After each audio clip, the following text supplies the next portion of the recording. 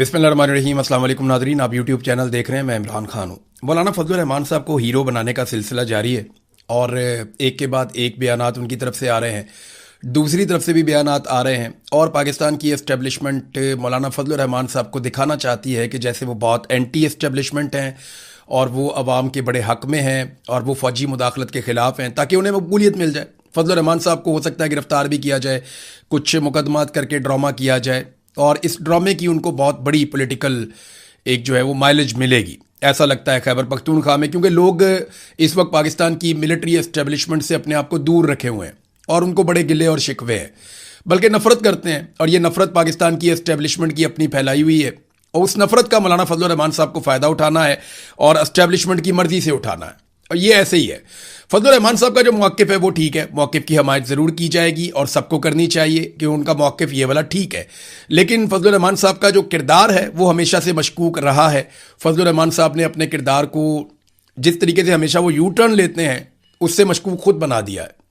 फजलुर रहमान साहब माजी में खुद ही एतराफ़ करते रहे कि मैंने जर्नैलों के कहने पर काम किया, मैंने जर्नैलों के कहने पर हुकूमत गिराई, मैंने जर्नैलों के कहने पर हुकूमत बनाई और वो सारी चीज़ों के अंदर शामिल थे जो गंद पाकिस्तान के साथ मारा गया। एक दफ़ा नहीं, कई मरतबा मारा गया और हमेशा फजलुर रहमान साहब एस्टेब्लिशमेंट की बी टीम के तौर पे काम करते रहे, अक्सर एस्टेब्लिशमेंट की ए टीम के तौर पे भी काम करते रहे और एस्टेब्लिशमेंट मौलाना फजलुर रहमान स्टेटस को ये सारा कुछ एक ही है। लेकिन फ़िलहाल हीरोगिरी का एक सिलसिला जारी है। मौलाना फजलुर रहमान साहब को मार्केट में लॉन्च किया गया है एंटी एस्टेब्लिशमेंट इनकलाबी हीरो बनाकर। लोग इस पे बिलीव नहीं करते। मैंने सर्वे करवाया था तो 90% लगभग लोग ये कह रहे हैं कि फजलुर रहमान साहब बिल्कुल इनकलाबी आदमी नहीं है और ये सारी जालसाजी है। अब फजलुर रहमान साहब ने एक और स्टेटमेंट दिया। उन्होंने कहा जी कि मैं इनकी खोपड़ियों के अंदर इनके मगज़ को जानता हूँ। हाँ जी, आपने उनके साथ टाइम गुजारा हुआ है तो आप नहीं जानेंगे तो कौन जानेगा। ये जालसाज है, हमें इतना मालूम हो गया है कि असल रुकावट कहाँ पे है, इसीलिए निशाने पर वही लोग हैं। यानी ये एस्टेब्लिशमेंट का कह रहे हैं कि जनाब रुकावट यहाँ पे है फौज में, तो हम निशाने पे भी हमने उनको रखा हुआ है। दीन इस्लाम और तालीमात पर कोई कंप्रोमाइज़ नहीं होने देंगे। अच्छा, ये फटाफट मौलवी जो है ना, ये इस्लाम को बीच में ले आते हैं। जब भी कभी मौलवी का मामला आता है ना, मौलवी फटाफट इस्लाम को बीच में डालता है। फौज का मामला आएगा ना, वो फौरन गद्दारी का फतवा देंगे। यानी जैसे ही आप मिलिट्री एस्टेब्लिशमेंट फौजी जर्नैल के खिलाफ आप कोई बात करेंगे तो आप फौरी तौर पे गद्दार करार दे दिया जाएगा आपको। फौजी के साथ आपकी लड़ाई हो गई तो वो कहेगा जी आप गद्दार हैं। किसी फौजी के साथ आपका जाती मामला भी हो जाएगा ना, लड़ाई झगड़ा हो जाएगा, वो कहेगा गद्दार है। रिटायर फौजी के साथ भी हो जाएगा ना, वो कहेगा तुम तो ही गद्दार। तो फौजी के पास जो सबसे बड़ा हथियार होता है वो कहता है गद्दार है। सियासतदान जो है उसके साथ आपकी लड़ाई हो जाएगी, वो कहेगा तुम करप्ट हो, तुम करप्ट हो। और इसी तरह मौलवी के साथ आपकी लड़ाई हो जाएगी, वो कहेगा तुम इस्लाम के दुश्मन हो और तुम दीन के खिलाफ साजिश कर रहे हो। तो एक्चुअली इन सारे लोगों को पता है कि ये सारा कुछ जो खुद करते हैं ना वो दूसरे पे डाल देते हैं। ये साइकी है ना, ह्यूमन साइकी है। बहरहाल मौलाना साहब इस्लाम को बीच में ले आए। उन्होंने कहा हम जिंदा हों और हमारे सामने कुरानी उलूम को दफन किया जाए। कौन कर रहा भाई दफन कुरानी उलूम को? थोड़ा अरसा पहले तो आप कह रहे थे फील्ड मार्शल आसिम मुनीर हाफ़िज़ कुरान है और आप उनकी तारीफें कर रहे थे। अब आप कह रहे हैं जी कुरानी उलूम को दफन कर रहे हैं, तो ये आप कैसे कह सकते हैं? दीनी मदारस को अवामी धारे में लाना चाहते हैं, बड़ी तनकीद वगैरह उन्होंने की। देखिए फजलुर रहमान साहब ने कई मरतबा ना, अब बिल्कुल उनके भाई ने एक दावा भी कर दिया। उनके भाई ने कहा जी कि जुर्रत है तो मौलाना फजलुर रहमान साहब पे पर्चा दो ना पर्चा देकर दिखाओ ना पर्चा। देखिए जो फजलुर रहमान ने स्टेटमेंट दिया ना, इसका आधे से आधा स्टेटमेंट अगर इमरान खान, बुशरा बीबी, अलीमा खानम या कोई और दे देता या कोई ईमान मजारी जैसी पाकिस्तान की बेटी दे देती या मारंग बलोच जैसी बलोचों की, पाकिस्तानियों की एक काबिल फ़ख्र बेटी इस तरह का कोई स्टेटमेंट दे देती, या यास्मीन राशिद साहिबा जो इस वक्त एक माँ की तरह दिखाई देती है पाकिस्तानियों को, या वो ऐसा कोई स्टेटमेंट दे देती तो अब तक पर्चों पे पर्चे और गिरफ्तारियों पे गिरफ्तारियां हो जाती। लेकिन मौलाना फजलुर रहमान साहब के खिलाफ ये नहीं किया जा रहा। लेकिन डिमांड उनकी पार्टी की तरफ से आ रही है कि यार बात बन नहीं रही। हमने काफ़ी जोर लगाया है एंटी एस्टेब्लिशमेंट बयानियां बनाने का, लोग यकीन नहीं कर रहे, लिहाजा अब गिरफ्तारी करें, आप पर्चा दें। तो अब उनका भाई जो है वो चीख चीख के कह रहा है कि जरूरत है तो मौलाना फजलुर रहमान पे पर्चा दो ना पर्चा, देते क्यों नहीं है पर्चा दो। और उनका बेटा भी अलग से सख्त तकारीर कर रहा है, उनका भाई भी अलग से सख्त तकारीर कर रहा है। और बल्कि उनके भाई ने कहा वहां पे सेनेट में खड़े होकर के कबायली लश्कर बनाने का क्यों कह रहे हो, क्या वजह है कबायली लश्कर बनाने का कहते हो? इतनी बड़ी फौज है, इतनी बड़ी पुलिस है, एफसी है, रेंजर्स है, सब है। ये बात बल्कि महमूद खान अचकज़ई ने भी की है। ये सब लोग ये बात कर रहे हैं कि कबायली लश्कर क्यों बनाए। अचकज़ई साहब ने तो हवाला दिया मीटिंग का कि जहां पे आला सतही मीटिंग में कहा गया कबायलियों को, लोगों को कि जनाब आप बनाए जरगे, आप बनाए वो लश्कर बनाए आप। लश्कर बनाए, हथियार आप उठाएं, हम आपके साथ हैं। अब ये जो लश्कर बनाने की बात की जा रही है, इतनी बड़ी फौज है पाकिस्तान के पास, इतनी बड़ी तादाद में पुलिस है, एफसी है, लेवीज हैं, रेंजर्स हैं, इतनी सारी फोर्सेस हैं, इंटेलिजेंस एजेंसियां हैं, सब कुछ है। इसके बावजूद आपको लश्कर बनाने की जरूरत क्यों पड़ती है? देखिए, लश्कर बनाने की जो सबसे बड़ी वजह है वो ये है कि लश्कर में आम लोग होते हैं, तो जब लश्कर बन जाएगा तो आम लोगों की सपोर्ट ऑपरेशन के हक में आ जाएगी, और जब लश्कर बन जाएगा तो आम लोगों की तरफ से जो ह्यूमन इंटेलिजेंस है वो मिलना शुरू हो जाएगी। उससे पहले वो मिलती नहीं है। अब इस वक्त सिक्योरिटी फोर्सेस का सबसे बड़ा इशू बलूचिस्तान में और कबायली इलाकों में यह है कि ह्यूमन इंटेलिजेंस जो माजी में इनको बहुत मिलती थी, मालूमात मिलती थी, खुफिया मालूमात मिलती थी, इंटेलिजेंस गैदरिंग होती थी, वो अब नहीं होती। लोग कोऑपरेट नहीं करते, मकामी लोग जो है वो सिक्योरिटी फोर्सेस के साथ कोऑपरेट नहीं कर रहे, क्योंकि वो ऑपरेशन के सख्त खिलाफ हैं, वो ऑपरेशन होने नहीं देना चाहते। और ऑपरेशन ना होने देने की वजह यह है कि इससे पहले जितने ऑपरेशन हुए उनमें जितने वादे किए गए वो सारे वादे तोड़ दिए गए। लोगों को उनके घरों से निकाला गया, वापस लाकर बसाया नहीं गया। लोगों के घर तोड़ दिए गए, कारोबार तबाह कर दिए गए, वापस उनकी मदद नहीं की गई। लोगों के साथ जितने भी वादे किए वो पूरे नहीं किए, बल्कि जो लोग लश्कर बना रहे थे वो लोग टारगेट किलिंग में बाद में मारे गए। लिहाजा अब लोग ऑपरेशन के खिलाफ हो चुके हैं। तो मौलाना फजलुर रहमान साहब के ऊपर तनकीद करने में सबसे आगे जो इस वक्त कमर बस्ता है एक मुजाहिद, वो ताहिर अशरफी है। ये प्रेस कॉन्फ्रेंस के महाज के ऊपर कमर बस्ता मुजाहिद है, और जो आगे वाली सफ़े हैं उनके अंदर ये इस वक्त जंग लड़ रहे हैं, जहाद कर रहे हैं ताहिर अशरफी साहब। और हर जगह प्रेस क्लब में जाते हैं, हर जगह पे प्रेस कॉन्फ्रेंस करते हैं, हर जगह पे कॉन्फ्रेंस करते हैं, हर जगह पे वो फील्ड मार्शल की तारीफें दिन रात एक किया हुआ उन्होंने, वो तारीफों पे तारीफें कर रहे हैं। और शोहदा के लिए वो रोते भी हैं, बिलकते भी हैं, बहुत परेशान होते हैं। ताहिर अशरफी ये एक्चुअली क्यों कर रहे हैं? ताहिर अशरफी को ना कई मरतबा मौलाना फजलुर रहमान साहब ने और उनकी पार्टी ने शर्मिंदा किया माजी में। ये एक दिन बैठे हुए थे, इनको उठा भी दिया, उठो भाई निकल इधर से। तो ताहिर अशरफी साहब बैठे थे बड़े चौड़े होके प्रेस कॉन्फ्रेंस करने के लिए, तो फजलुर रहमान साहब आए तो इनको उठा के खड़ा कर दिया, इनको वहां निकाल दिया साइड पे। तो बेचारे वहां से निकले बड़ी शर्मिंदगी के साथ, वो भी शर्मिंदगी है। फिर ताहिर अशरफी ने कई दफा कहा जी मैं उलमा का जो है वो नुमाइंदा हूं, और मैं जनाब इतने सारे उलमा का मैं उनकी आवाज़ हूँ, और सारे उलमा मेरे साथ हैं। लाखों उलमा की तादाद बता देते हैं वो फिर उलमा इकराम ने, फजलुर रहमान ने, इन सारों ने कहा जी ये किधर से आ गया, ये तो जितने बंदे कह रहा है, जितने लाख कह रहा है उतने बंदे नहीं इकट्ठे कर सकता। तो ताहिर अशरफी साहब की बड़ी बेइज्जती की इन्होंने कई दफ़ा। जो जमीयत उलमा इस्लाम वाले मौलवी हैं इन्होंने बहुत बेइज्जती की ताहिर अशरफी की। अब वो ताहिर अशरफी के पास मौका आ गया बदला लेने का। खुद तो वो लड़ नहीं सकता, फजलुर रहमान से कभी भी मुकाबला नहीं कर सकता, तो ताहिर अशरफी को मौका ये मिल गया कि जनाब अब क्योंकि थोड़ा सा एस्टेब्लिशमेंट के साथ लड़ाई हो गई फजलुर रहमान की, चाहे जालसाजी है जो भी है, या मिल मिला के लड़ रहे हैं, या नूरा कुश्ती है, जो भी है, ये लड़ाई हो गई है, तो इसका हम फायदा उठा के ना मैं फौज के साथ मिलकर इससे बदला लेता हूं। तो ताहिर अशरफी साहब बदला ले रहे हैं। देखिए, शोहदा का कोई उनके दिल में दर्द या दुख नहीं जाग रहा। अगर ताहिर अशरफी के दिल में शोहदा का दुख जाग रहा होता तो शोहदा की लाशें पड़ी हुई है, यूनिफॉर्म वाले शोहदा थे, वो भी पाकिस्तान के बेटे थे, उनकी लाशें पड़ी हुई है पहाड़ों में भी और वहां पे सड़कों पे भी। जाके उनकी लाशों पे बैठ के नुहाखानी करे, वहां पे जाके रोए, वहां पे जाके कहे कि जनाब ये लाशें मेरे शोहदा की हैं, जाकर उनके मातम करे ना, वहां पे जाकर रोए, वहां पे जाकर कहे। किसी और शहर में, कराची में, इस्लामाबाद में, लाहौर में बैठ के प्रेस कॉन्फ्रेंस में रोने से बेहतर है कि ताहिर अशरफी ने अगर रोना है तो वो कोयटा में उस सड़क पे चला जाए जहां पे इस वक्त 30 से ज्यादा शोहदा की लाशें पड़ी हुई हैं और लवाहिकीन बैठे हुए हैं, और वो बता रहे हैं कि हमारे साथ क्या हुआ। वो एक बहन है, उसने बताया कि उसके भाई के लिए एम्बुलेंस भी नहीं दी। ये बाकायदा स्टेटमेंट है मेरे पास। वो बहन बता रही है कि मेरे भाई के लिए एम्बुलेंस भी नहीं दी, और हम एम्बुलेंस मांग रहे थे, सरकार ने हमें एम्बुलेंस भी नहीं दी और मना कर दिया। यानी अगर तुम हमें लाशें नहीं दोगे तस्वीरें बनाने के लिए, वीडियोस बनाने के लिए, तो हम तुम्हारी लाशों के लिए एम्बुलेंस भी नहीं देंगे। और उस बहन ने जो बात की है वो बड़ी तकलीफ दे है, बहुत ज्यादा तकलीफ दे है। उसने बताया कि हमने शादी वाला जोड़ा बेचा है, जो महंगे कपड़े थे वो कपड़े बेचे, और वो कपड़े बेचने के बाद हम ने गाड़ी ली है। 15,000 रुपये में हमने वो कपड़े बेचे, और 15,000 रुपये में कपड़े बेचने के बाद हमने वो गाड़ी ली है किराए पे, और उसके ऊपर हम अपने भाई की लाश को लेकर गए। ये शोहदा के साथ किया जा रहा है। ये तौहीन नहीं है शोहदा की, इस पे ताहिर अशरफी एक लफ्ज नहीं बोलेगा। ये सिर्फ फजलुर रहमान से अपना स्कोर सेटल कर रहे हैं और कोई मसला नहीं है। शादी का जोड़ा देकर 15,000 रुपये हासिल किया और भाई की मैयत लाने वाली गाड़ी का किराया अदा किया। ये बहन के अल्फाज हैं। तो यहां पे क्यों नहीं रोता ताहिर अशरफी? शोहदा की लाशों को, मैयतों को पहाड़ों में पड़े रहने देना 3 दिन तक, ये शोहदा की तौहीन नहीं है?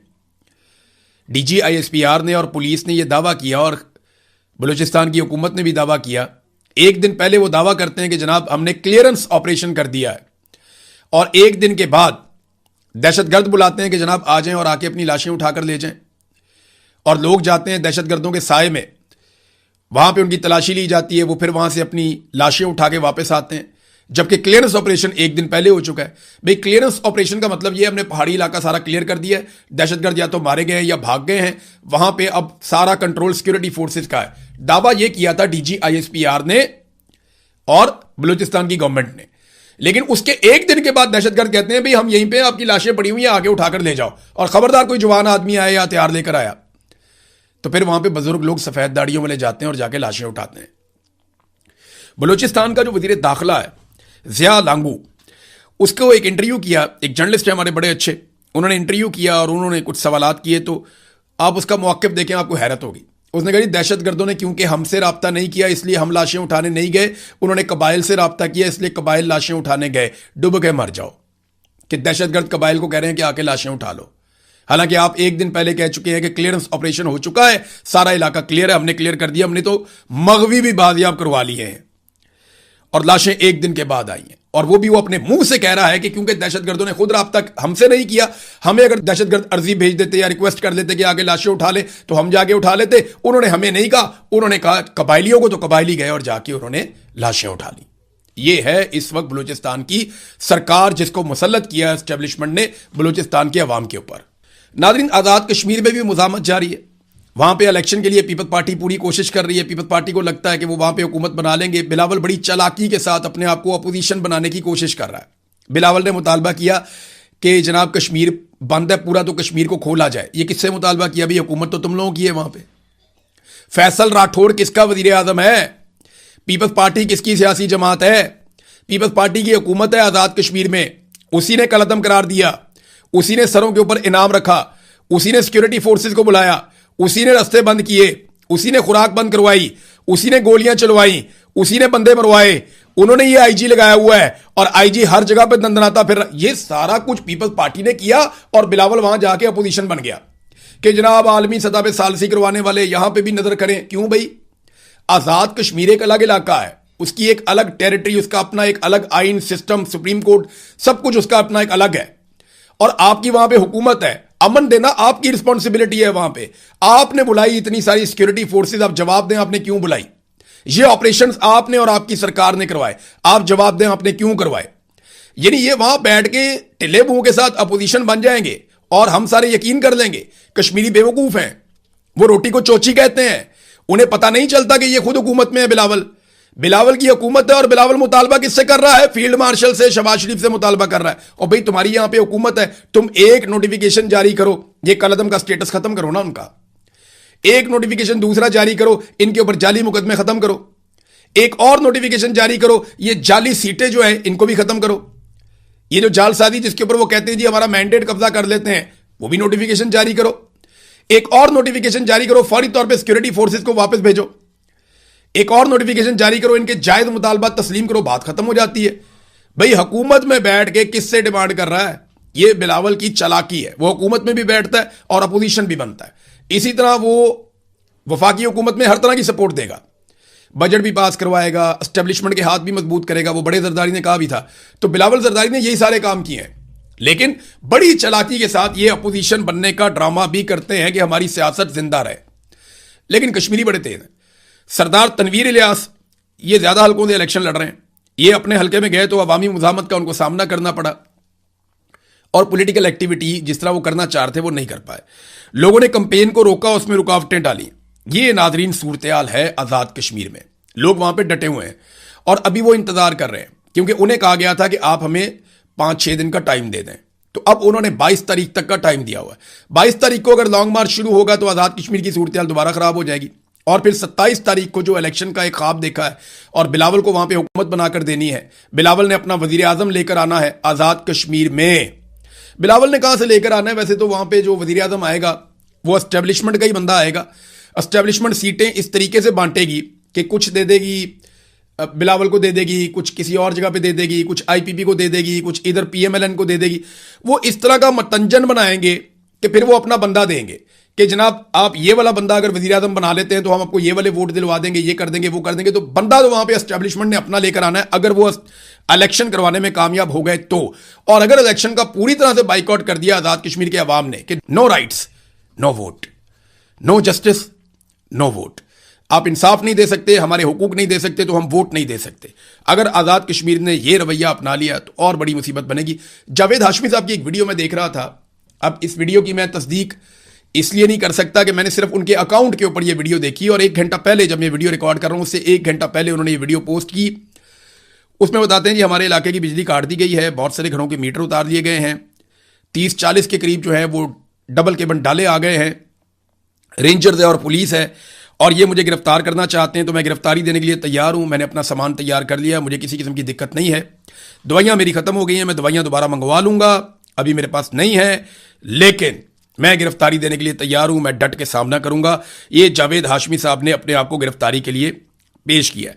नाज़रीन एक और चीज आपको मैं दिखाता हूं। ये खातून है, खैबर पख्तूनख्वा की खातून है, माजी में ये एमएनए भी रही हैं। ये जो खातून है ना, इसने इमरान खान पे बड़ा गंद उछाला था, बड़ा कीचड़ उछाला था। उस वक्त ना फजलुर रहमान साहब की पार्टी बड़ी खुश थी। अब इस औरत ने फजलुर रहमान साहब पे कीचड़ उछाल दिया और अब फजलुर रहमान साहब के मुखालिफिन बड़े खुश हैं। तो मैं ना फजलुर रहमान साहब को, उनकी पार्टी को, इमरान खान साहब को, उनकी पार्टी को और बाकी सारी पार्टियों को एक बात कहना चाहता हूं कि ऐसी औरतों को और इनके हैंडलर्स को रोकें, वरना बारी बारी सबकी बारी, ये सब पे कीचड़ उछालेंगी, सबको गंदा करेंगी, सबके साथ ज्यादती करेंगी। तो ऐसी औरतों को और इनके हैंडलर्स को उनको रोकें, वरना बारी बारी सबकी बारी। कल इमरान खान था, आज फजलुर रहमान है, उससे पहले कभी नवाज शरीफ था। एक दौर में बेनजीर भुट्टो की जो है वो नंगी तस्वीरें बनाकर नवाज शरीफ ने फेंक दी थी। तो ये बारी बारी सबकी बारी आएगी। ये जो हैंडलर्स हैं ना एस्टेब्लिशमेंट के, इनको रोकें और ऐसी औरतों को भी रोकें जो ये गंद फैलाती हैं। एक औरत ने इमरान खान के खिलाफ भी पूरी किताब ही लिख दी थी, आपको याद होगा।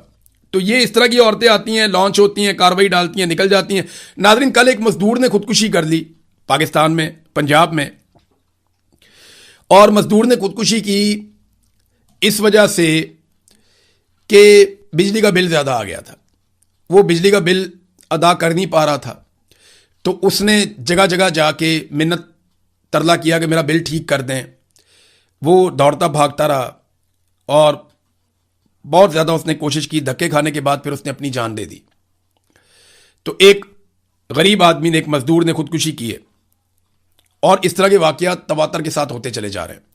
लेकिन बड़ी खबर यह है कि आज फिर नेपरा ने दरखास्त जमा करवाई है कि बिजली का बिल मजीद बढ़ा दिया जाए, कम से कम 2 रुपए फी यूनिट बिजली की कीमत में इजाफा किया जाए। और इससे शहबाज शरीफ जो है बड़ी स्पीड के साथ, बड़ी स्पीड के साथ अवाम को 18 अरब रुपए का मजीद चूना लगाएगा। यह है नाजरीन पाकिस्तान के अंदर सूरत हाल, और इसके बारे में कोई नहीं सोचेगा, इसके बारे में कोई नहीं सोचेगा। मैं ताहिर अशरफी से पूछता हूं, मुझे बताया ना कि ये जो मजदूर है जिसने खुदकुशी की है, इसके लिए भी उसके आंसू निकलेंगे, कभी रोएगा इसके लिए भी, तो इसके बारे में बात नहीं करेगा क्योंकि ये बात फील्ड मार्शल को या शहबाज शरीफ को पसंद नहीं आएगी। लिहाजा ये जो सरकारी मौलवी होते हैं ना, इनका कोई दीन ईमान नहीं होता। ये वही करते हैं जो इनको इनके आका कह रहे होते हैं, इसके अलावा कुछ नहीं कहते। हमारे देखें ना अदालतों में ऐसे बंदे आकर बैठ गए हैं। ये स्टेटमेंट आप देखें, ये कितना इंटरेस्टिंग स्टेटमेंट है। ये आईनी अदालत के सरबराह हैं जनाब जस्टिस अमीनुद्दीन खान। जरा स्टेटमेंट सुने आप। आईने पाकिस्तान हर शहरी को मसावी हुकूक की जमानत देता है। जज साहब, आपके कुलीग के बेटे ने 2 बेटियां सड़क पे कत्ल की हैं गैर कानूनी गाड़ी चलाते हुए, उसके पास लाइसेंस भी नहीं था। 4 दिन आप अंदर नहीं रख सके उसे। जज साहब, डार फैमिली का जो गैंग है उन्होंने खवातीन को बाहर से बुला के रेप करवा दिया है। उन खवातीन से जबरदस्ती वीडियो बनवाई जा रही थी। आप इंसाफ नहीं दे सके उन्हें, और ईमान मजारी को आपने फटाफट 17 साल की सजा सुना दी। यह आपका इंसाफ है, यह आपका आइन कहता है। आइन अगर सबके लिए बराबर होता तो किसी के पास इस्तिस्ना ना होता। आपके आइन को जिस बुनियाद पे बनाया गया था वो करारदाद मकासद है, जिसमें यह लिखा है कि कोई भी आइन में तरमीम या तब्दीली ऐसी नहीं हो सकती, कोई ऐसी शिक नहीं हो सकती जो इस्लाम से मुतसादिम हो। इस्तिस्ना तो इस्लाम में है ही नहीं। तो आपके फील्ड मार्शल ने और सदर जरदारी ने इन्होंने इस्तिस्ना कैसे ले लिया, वो भी ताहयात? इसका जवाब है आपके पास? तो आईने पाकिस्तान हर शहरी को मुसावी हकूक की जमानत देता है। ये बातें करने में तो बहुत अच्छी हैं, लेकिन आप लोगों ने अवाम से वो सारे हकूक छीन लिए हैं जो अवाम को आइन देता है। अब तक के लिए इतनी, अपना ख्याल रखिएगा, अपने चैनल का भी। अल्लाह हाफ़िज़।